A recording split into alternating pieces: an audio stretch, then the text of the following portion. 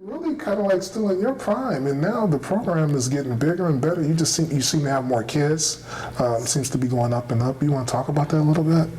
Yes, actually the team has grown. For me, the amount of kids is not the most important because, on the team, one thing I really put emphasis on is that all I need is two. Just give me two athletes. And I already have two, my own two, my two younger athletes.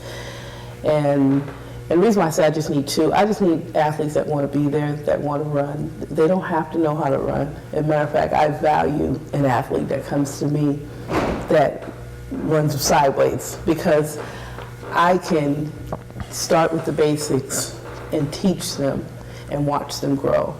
And I think it's so fulfilling when you've had an athlete over the years and you're able to work with them and teach them one thing at a time and watch them grow and watch them get excited and so forth. So that's pretty much what Fast Forward is made up of. For an athlete to come to me that already knows how to run, okay, well, I'll work with them, but that's not what I'm looking for. We're not that type of team where, we're not the type of team where the only athlete we want is somebody that is just top, notch. I feel like you become that once you go through the program and you develop that, sense of worth and so forth. But as far as the team itself, we have grown. We've been through some growing pains. We've been through some challenges and changes, but that's what makes a strong team. And, it's a very structured team. I mean, a lot of rules. I'm going to be honest with you. I have taken myself and placed myself on the outside and reviewed my rules, not as a coach, but as a parent.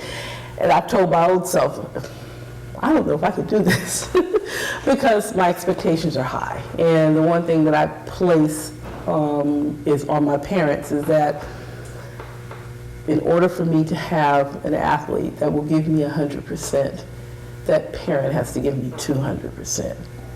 And a lot of times the parents are like, well, what do you mean? Why? And my reason behind that is that a parent is the person that's first and foremost in authority. And that athlete is not going to give me more than what they give their parent. They're going to give me half because their parent's in authority. So if that parent gives me 200%, and what I mean by that is go over and above, giving me 100% and then put the expectations on the athlete, then now I'm going to get 100% out of that athlete. So for the most part, that's what it takes in terms of developing a well-rounded athlete. And within our program, we put a lot of emphasis on respect and put emphasis on an athlete taking care of themselves, an athlete being respectful to their parents. I mean, all athletes, they're children. They're children growing up into adulthood, so they're going to go through their changes. But the first and foremost respect is on this team. On this team, no athlete addresses any adult by their name. They address them as coach, Mr. and Mrs., because that's respect. They're learning how to abide by rules by, when we give them an attention that it's time to stop talking, and they have to adhere to that.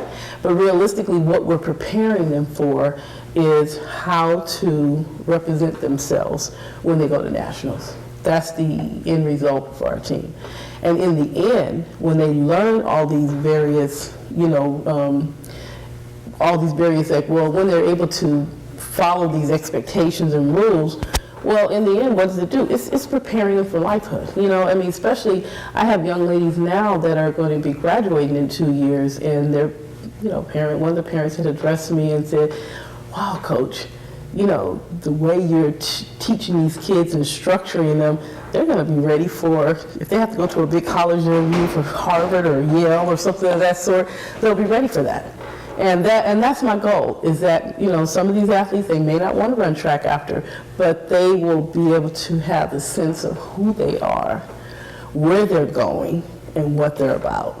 And whether they are top in the nation or whether they're at the bottom. It doesn't matter, but as long as they know who they are and they can grow from there. So I know right now the team has grown. It is. I know that was your original question. No, I love this because you segued into something that's very dear to my heart and with you.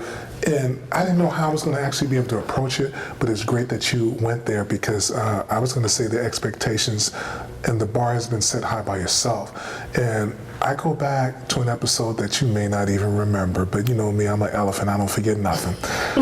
Girl, I remember you had 3 good boys. I can't remember the division, whether it was, I think they were midgets. Could have been bantams, could have been midgets. 9, 10-year-old or 11, 12, that's what we're talking about. And I remember they had worked so hard. They had worked so hard, and you were 1 boy short on a relay, and like, they would definitely make it to nationals. Individually, they'll make it, but I'm not sure if they can get to a final or whatever. But and I remember somehow, some way, I think I said, well, you know, maybe another coach or something like that has an unattached boy or something, somebody who's not sure or whatever. And I would never forget, you had said, you know what, nah, that means they have to come back to practice and they have to work harder next year, and then next time around we'll go about it that way. And you know, I never forgot that. It was a great lesson.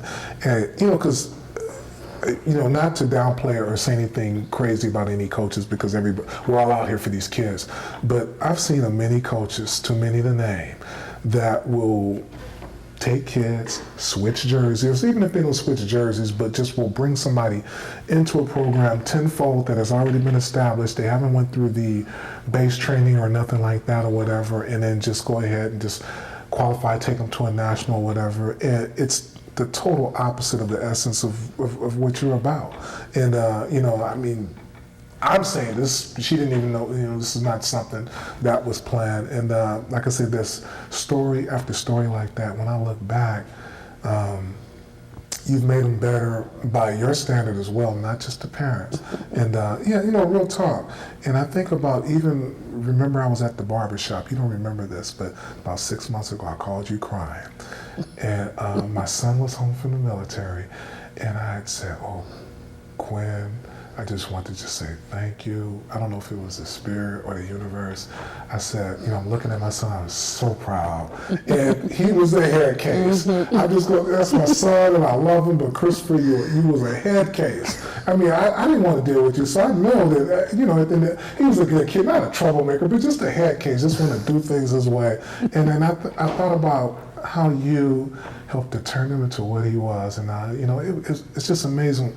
I can think about so many different fast forward stories. I think about the one with Michael Meekins, and how he came on the team and had, you know, some different things that was going on in his life, and how you were actually able to help mold him.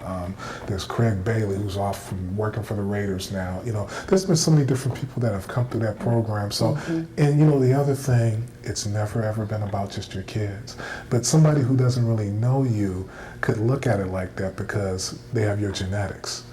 And at the end of the day, they're running out of their minds, even these little ones, you know, they're running out of, and so people, it could be easily misconstrued that, okay, she trains her kids better or whatever, but, you know, Qwen was a monster. And I kind of had heard the stories before, but I was talking with a buddy of mine, Hilltop Speed. It wasn't Sammy Burns, who's a legend in his own right, but I can't think of the other coach that was there. We were talking one day, and you weren't even at the meet, or yeah, it was a meet that you didn't attend, and I just happened to be there. And we were talking about, you know, just different people like Valerie Briscoe when she was going to Locke High School, and Florence Griffith when she's Jordan Downs High School, I think it was, or before she was at Cal State Northridge, because she ran around the time that FloJo was running. She ain't gonna talk about it, but, and we were talking about De Anza High School. He said, you know, that was Qwen though.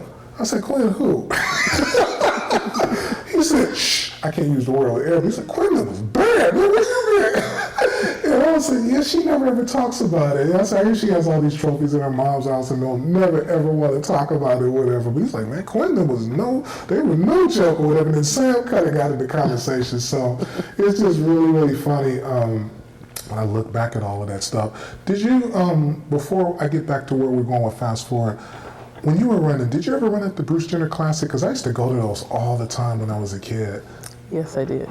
Yeah, now this was like mid-'70s or later '70s. Late 70s. Now, were you at Deanne's at that time, or were you with Hogan, or what high school were you going with, if I may ask? I was with Deanza and Hogan. I was Okay. with both of them because I went. I think I went 3 years in a row.